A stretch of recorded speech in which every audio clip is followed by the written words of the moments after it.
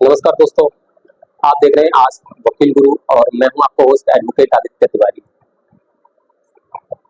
वैसे तो इस चैनल में हम लोग लीगल से संबंधित वीडियो डालते हैं, जिसमें हम आपको लीगल से संबंधित अपडेट रखते हैं, अपडेट देते हैं सारी जानकारियों के, नया नियम क्या आया है, क्या कानून होते हैं, इसके बारे में सभी हम जानकारी शेयर करते हैं।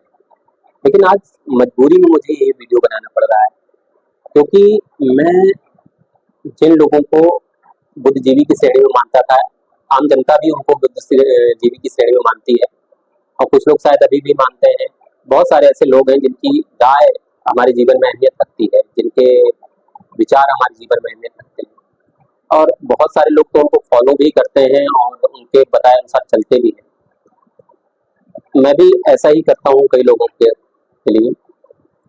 लेकिन जो मैं आज ये बात रखने वाला हूँ, इसके लिए मैं पहले से आप लोगों से माफी मांगता हूँ कि हो सकता है कि कुछ लोगों को ठेस पहुंचे मेरी बात से। लेकिन अपनी राय जरूर मुझे दीजिएगा, अपना कमेंट करके मुझे जरूर बताइएगा कि मैं अगर गलत हूँ तो क्यों गलत हूँ। मैं जिनके बारे में बात कर रहा हूँ उनका नाम आप लोगों ने भली भांति सुना होगा, और भी लोगों को मैं ऐड करूंगा। लेकिन सबसे पहले हम शुरुआत करते हैं विकास दिव्य कीर्ति जी से। जी हाँ, ये दृष्टि आईएएस चलाते हैं कोचिंग, और बहुत सारे इन्होंने आईएएस आईपीएस भी बनाए हैं। और मैं उनके कोई पढ़ाने के तरीके पर कमेंट नहीं करना चाहता हूँ या किसी भी बात पर कमेंट नहीं करना चाहता, लेकिन मैंने उनके कुछ अभी वीडियो अभी हालिया में देखे जो बहुत ही मुझे कुंठित लगे। मतलब उनकी एक कुंठित जो सोच है ना, वो कहीं ना कहीं दर्शाती है। इसको उन्होंने प्रकट कर दिया अपनी बातों से। भले वो आज इतनी ऊंचाई पर हैं और इतने सक्सेस हैं। क्या होता है ना, जब कोई व्यक्ति सक्सेस हो जाता है ना, तो कई बार क्या होता है ना, वो अगर आम के पेड़ को इमली का पेड़ भी बोलता है तो कई लोग उसको, हाँ ये सही बोल रहा है भाई, सक्सेस है, ये इमली का पेड़ ही होगा, ऐसी कुछ धारणाएं हैं और लोग मानते भी हैं। वही हाल मैंने उनके वीडियो में भी देखा। अब चूंकि वो तो कैमरे के सामने बोल रहे हैं, कोई जवाब देने वाला नहीं है, और जिनके सामने वो बोल रहे हैं वो ऐसे लोग हैं जैसे मैं अगर कहीं जूनियर हूँ, प्रैक्टिस कर रहा हूँ, या मैं कहीं जॉब कर रहा हूँ, मैं जूनियर हूँ, या मैं कहीं पढ़ रहा हूँ, मेरा टीचर अगर कोई बात बोलता है तो कई बार हम डर की वजह से क्रॉस क्वेश्चन नहीं करते हैं, पूछते नहीं है।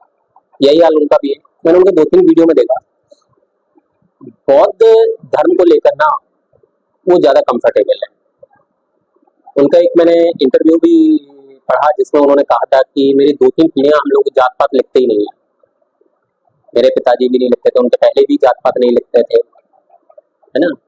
तो जैसे मैं दिव्य कीर्ति लिखता हूँ, ऐसे मेरे भाई कुछ और लिखते हैं, मेरे पिता कुछ और लिखते हैं।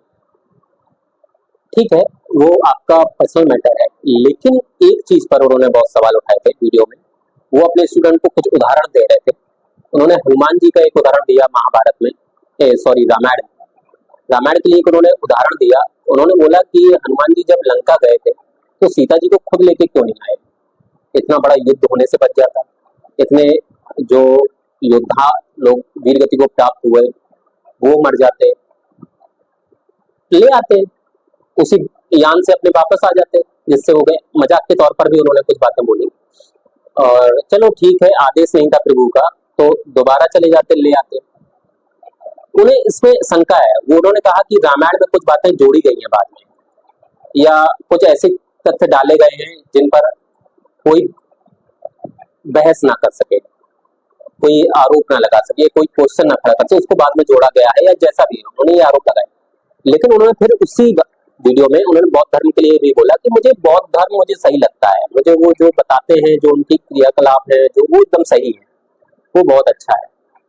मुझे समझ में नहीं आता कितने कुंठित लोग हैं। मतलब सबसे, आप इतने बड़ी कोचिंग सेंटर चलाते हैं, आप कई आईएएस आईपीएस बनाते हैं, आप खुद एक अच्छी पोस्ट पर थे, क्या आपको लगता है इतने बड़े महाग्रंथ को आपने उसमें संशय पैदा कर दिया कि ऐसा होता है? मैंने कई बार उनको मैसेज भी किया, मैंने उनसे जवाब भी मांगा कि मैं आपको इसका जवाब देना चाहता हूँ, लेकिन उन्होंने कोई रिएक्ट नहीं किया।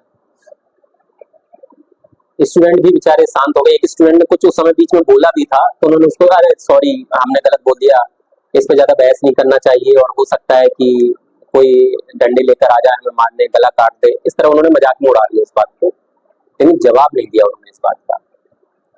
क्या आप लोगों को वास्तव में ऐसा लगता है कि मतलब इतने बड़े महाग्रंथ में कमी थी? मतलब जो रामायण के इतने सारे प्रूफ मिल गए हैं, समुद्र में इतना बड़ा ब्रिज, मतलब जो अभी वैज्ञानिक भी नहीं बना सकते हैं वो ब्रिज है। हमारे सुंदरकांड में सूर्य की दूरी बताई गई है। ऐसे बहुत सारे उदाहरण हैं जो बताते हैं कि जब नासा या वैज्ञानिकता का जन्म नहीं हुआ था तब सनातन धर्म ने बहुत सारी चीजें खोज दी थी, नवग्रह खोज दिए थे, है ना, बहुत सारी चीजों की ऐसे उन्होंने खोज कर दी थी, बता दिया था, हमारे ग्रंथों में है, यान की खोज कर दी थी। लेकिन उन्हें उसमें संशय लगता है, इतने बड़े, मतलब जो इतने शिक्षित व्यक्ति हैं उनको हमारे ग्रंथों में संशय लगता है। तो मैं एक बात बता दूं, दिव्य कीर्ति जी जरूर, मतलब SC ST से बिलोंग करते हैं और उनकी मानसिकता एकदम राजनीतिक है, ये उन्होंने स्पष्ट तौर पर बता दिया। बात SC ST की नहीं है, वो किसी भी उससे बिलोंग करते हैं, किसी भी कास्ट से बिलोंग करते हैं, यहाँ कास्ट की बात है ही नहीं, लेकिन जो मानसिकता है उनकी वो उन्होंने बता दिया कि वो किस तरफ है उनकी मानसिकता। जब भी हम किसी एक व्यक्ति को हमेशा पॉइंटेड करते हैं या किसी एक संस्था को पॉइंट करते हैं, हमें सिर्फ उसमें ही गलतियां दिखती हैं, वो कितना भी अच्छा काम करे, तो इसका मतलब ये नहीं है कि हम सही हैं या हम ईमानदार हैं, इसका मतलब है कि हमारा झुकाव है उस तरफ। जिस तरह बहुत सारे लोगों के जो आदर्श हैं, पत्रकार रवीश कुमार, उनका हमेशा झुकाव कांग्रेस की तरफ ही रहता है, अन्य पार्टियों की तरफ। उन्हें बीजेपी में हमेशा कमियां दिखी हैं, उन्होंने बीजेपी ने कितना भी अच्छा काम किया हो, ये ऐसा नहीं कि बीजेपी ने कुछ गलत नहीं किया, मैं बीजेपी के यहाँ सपोर्ट नहीं कर रहा हूँ, एक बात कह रहा हूँ, कुछ ऐसे कानून बीजेपी लाई है जो वास्तव में देश के लिए हितकारी थे, बहुत अच्छे थे, लेकिन रवीश कुमार ने कभी उनका तारीफ नहीं की। चलिए ये छोड़िए, रवीश, कई ऐसी घटना होती हैं जो बीजेपी शासित राज्य में होती है तो रवीश कुमार उस पर कुछ नहीं बोलते हैं,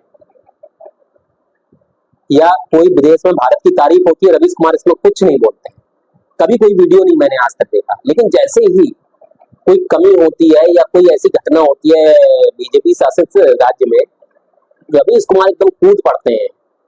ऐसे बहुत सारे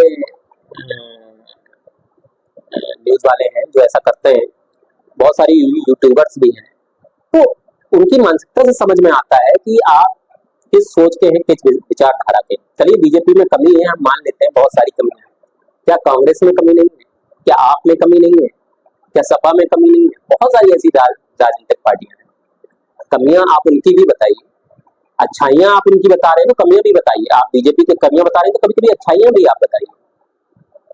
हर व्यक्ति पूर्ण नहीं हो सकता है, हर संस्था पूर्ण नहीं हो सकती है, उसमें कुछ ना कुछ कमी होती है। इसी तरह विकास दिव्य कीर्ति जो सर हैं, वो शिक्षित हैं, सारी चीजें हैं, लेकिन उनका झुकाव एक तरफ ही है, वो सच को स्वीकार नहीं करना चाहते हैं, वो इसके आगे कुछ देखना ही नहीं चाहते हैं कि आखिर ये क्या है। मैं एक एडवोकेट हूँ, तो मुझसे ज्यादा नॉलेज है उनको, मैं जानता हूँ, मुझसे ज्यादा ज्ञान है, एज मुझसे ज्यादा है तो उन्होंने दुनिया मुझसे ज्यादा देखी होगी, मुझसे ज्यादा एक्सपीरियंस उन्होंने गेन किया होगा, लेकिन ऐसा नहीं है कि लोगों को बातें समझ में नहीं आती।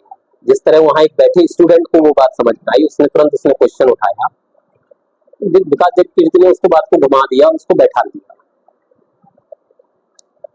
मैं अभी भी उनको ये बोलना चाहूंगा, आपको अगर जरा भी शक है तो आप मुझसे एज अ वीडियो शेयरिंग के, जैसे भी आप चाहें, एज अ कमेंट से आप मुझसे आप उसके बारे में जानकारी ले सकते हैं अगर आपको जानकारी नहीं है। वैसे आप इतने उच्च पद पर थे तो जाहिर सी बात है कि आपने पढ़ाई तो की होगी और आपने इसके बारे में भी आपने पढ़ा होगा, रिसर्च भी की होगी। आप स्टूडेंट्स को जब आप इतने अच्छी कोचिंग दे रहे हैं, आप इतने नाम है आपका, तो आप कोई शब्द अगर बोल रहे हैं तो आपकी ये जिम्मेदारी है कि आप उसको सोच समझकर, तौल कर और उसके बारे में जानकारी इकट्ठा करके बोलिए कि सनातन धर्म की उत्पत्ति कब हुई थी, बौद्ध धर्म की उत्पत्ति क्या हुई। ये तो सब पंथ है, बौद्ध तो पंथ है, धर्म तो सिर्फ एक ही है, सनातन।